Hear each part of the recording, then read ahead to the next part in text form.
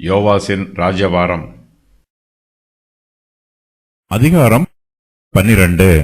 யெகூவின் 7ஆம் வருஷத்தில் யோவாஸ் ராஜாவாகி எருசலேமிலே 40 வருஷம் ராஜ்யபாரம் பண்ணினான்.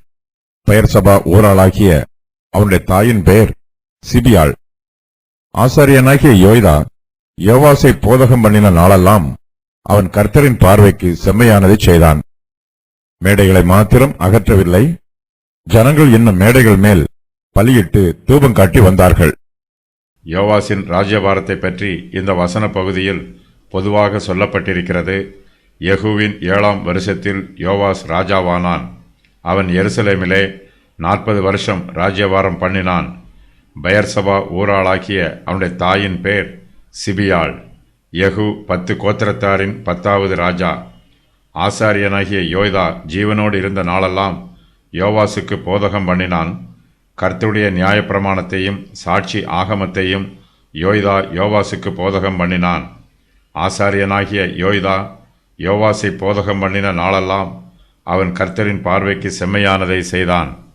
இஸ்ரவேலின் 9 ராஜாக்களில் கர்த்தருக்கு முன்பாக செம்மையானதை செய்தவர்களில் யோவாஸ் 4வது ராஜா.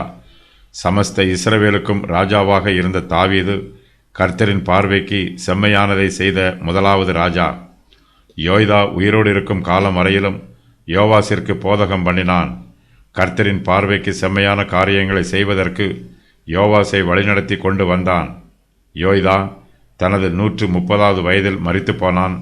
அதன் பின்பு யோவாஸ் கர்த்தரின் பார்வைக்கு பொல்லாப்பானதை செய்கிறான். இதனால் அவன் மீதும் யூதா தேசத்தின் மீதும் கர்த்தருடைய நியாய தீர்ப்பு வருகிறது. சீரியருடைய சிறிய சேனை இஸ்ரவேலின் பெரிய சேனையை வென்றது. யோவாசுடைய ராஜ்யபார காலத்தில் அவன் மேடைகளை மாத்திரம் அகற்றவில்லை, ஜனங்கள் இன்னும் மேடைகளில் மேல் பலியிட்டு தூபம் காட்டி வருகிறார்கள். இஸ்ரவேலில் மேடைகள் எல்லாம் அகற்றப்பட வேண்டும்.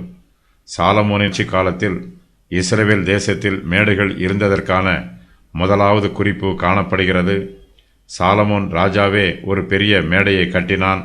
சாலமோனுக்கு பின்பு இஸ்ரவேலிலும் யூதேயாவிலும் ஆட்சி புரிந்த ராஜாக்களின் காலத்தில் பல மேடைகள் கட்டப்பட்டன.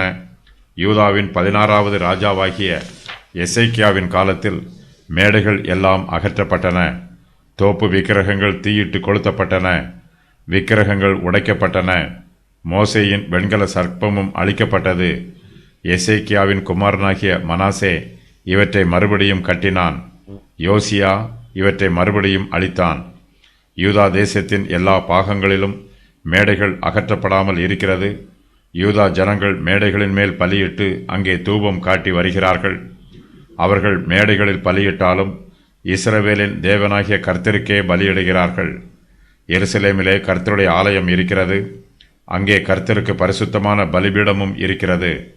யூதாவின் ஜனங்களோ எருசலேமுக்கு வந்து கர்த்தருடைய ஆலயத்தில் உள்ள பலிபீடத்திலே பலி செலுத்தாமல் யூதா தேசத்தில் அங்கங்கே கட்டப்பட்டிருக்கிற மேடைகளிலே கர்த்தருக்கு பலி செலுத்துகிறார்கள். யூதா தேசத்தின் ராஜா செம்மையானவனாய் இருந்தால் ஜனங்கள் கர்த்தரை ஆராதிக்க எருசலேமுக்கு வருகிறார்கள். ராஜா துன்மார்க்கனாய் இருந்தால் ஜனங்கள் தங்கள் ஊரில் உள்ள மேடைகளிலேயே கர்த்தருக்கு பலி செலுத்த ஆரம்பித்து விடுகிறார்கள். யூதா தேசத்தின் ராஜா துன்மார்க்கனாய் இருக்கும்போது ஜனங்களும் துன்மார்க்கராய் இருக்கிறார்கள். தேசத்தின் ஓரிடத்திலிருந்து மற்றொரு இடத்திற்கு பிரயாணம் பண்ணுவது பாதுகாப்பாக இல்லை. யூதா தேசத்திலே திருடர் பயமும் கொலை பாதகர் பயமும் அதிகமாக இருக்கிறது. ஜனங்கள் எருசலேமுக்கு பிரயாணம் பண்ண பயப்படுகிறார்கள். அங்கே பிரயாணப்பட்டு போவது தங்களுக்கு பாதுகாப்பு அல்ல என்று நினைக்கிறார்கள். ஆகையினால் யூதா ஜனங்கள் எருசலேமுக்கு போய் தேவாலயத்திலே பலியிடாமல் தங்கள் ஊர்களில் உள்ள மேடைகளின் மேல் பலியிட்டு அங்கேயே தூபம் காட்டுகிறார்கள். எருசலேமில் கட்டப்பட்டிருக்கிற தேவாலயமும் இப்போது பரிசுத்தமாயில்லை. அங்கே ஆராதனைகள் ஒழுங்காக நடைபெறவில்லை. கர்த்தருடைய ஆலயம் எப்படி இருக்க வேண்டுமோ அப்படி இல்லை. இதனால் யூதா ஜனங்கள் எருசலேமில் உள்ள கர்த்தருடைய ஆலயத்திற்கு போக பிரியப்படவில்லை. ஆசாரியனாகிய யோய்தா யூதா ஜனத்தார் மத்தியிலே ஆவிக்குரிய மறுமலர்ச்சி ஏற்படுவதற்கு முயற்சி பண்ணுகிறான். தேவாலயத்தின் ஆராதனைகளை சீர்படுத்துகிறான். கர்த்தருடைய ஆலயத்தை விசாரிக்கும் உத்தியோகஸ்தரை ஏற்படுத்துகிறான். யோவாசின் காலத்தில் கர்த்தருடைய ஆலயம் பழுதடைந்திருக்கிறது. இந்த ஆலயம் சாலமோனுடைய காலத்தில் கட்டப்பட்டது. அதன் பின்பு ஆலய கட்டிடத்தில் பராமரிப்பு வேலைகள் எதுவும் நடைபெறவில்லை. ஆலயத்தின் சுவர்களில் வெடிப்பும் கீறல்களும் விழுந்திருக்கிறது. கர்த்தருடைய ஆலயம் பல வருஷங்களாக பராமரிக்கப்படாமல் பழுது பார்க்கப்படாமல் இருப்பதினால் அது பாழடைந்திருக்கிறது. பழுதடைந்திருக்கும் ஆலயத்தை மறுபடியும் பழுது பார்த்து அதை சீர்படுத்த வேண்டும் என்று ஆசாரியனாகிய யோய்தா விரும்புகிறான். மகிமை இழந்து கிடக்கும் கர்த்தருடைய ஆலயத்திற்கு மறுபடியும் பழைய மகிமையை உண்டு பண்ண வேண்டும் என்று யோய்தா முயற்சி பண்ணுகிறான். கர்த்தருடைய ஆலயத்தை பழுது பார்த்து முடித்துவிட்டால் ஜனங்கள் மேடைகள் மேல் பலியிடாமல் எருசலேமில் உள்ள கர்த்தருடைய ஆலயத்திற்கு வருவார்கள் என்று யோய்தா எதிர்பார்க்கிறான்.